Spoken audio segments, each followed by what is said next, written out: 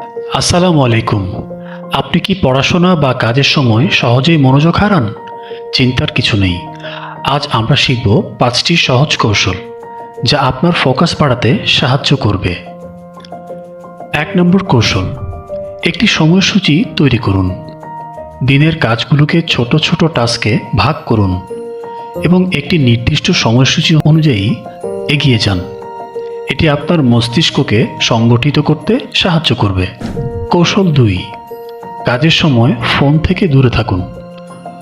Phone notification আমাদের সবচেয়ে বেশি ডিস্ট্র্যাক্ট করে।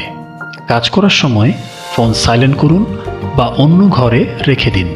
তৃতীয় কৌশল, ২৫ মিনিটের পামডোরা টেকনিক ব্যবহার করুন। ২৫ মিনিট মনোযোগ দিয়ে কাজ করুন, তারপর ৫ মিনিটের বিরতি নিন। এটি আপনার ফোকাস বাড়াতে এবং বার্ন আউট কমাতে সাহায্য করবে। চতুর্থ কৌশল, পর্যাপ্ত পানি পান করুন এবং খাবারের প্রতি যত্নশীল হন। ডিহাইড্রেশন আপনার মনোযোগ কমাতে পারে, সুতরাং পর্যাপ্ত পানি পান করুন এবং পুষ্টিকর খাবার খান। কৌশল ৫, দিনের শুরুতে সবচেয়ে কঠিন কাজটি করুন।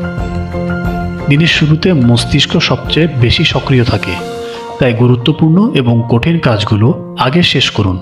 এই ৫টি কৌশল নিয়মিত প্রয়োগ করলে আপনি নিজেই এর ফলাফল দেখতে পাবেন। তাহলে আজই শুরু করুন। ভিডিওটি ভালো লেগে থাকলে লাইক করুন, শেয়ার করুন এবং আমাদের সঙ্গেই থাকুন। অসংখ্য ধন্যবাদ।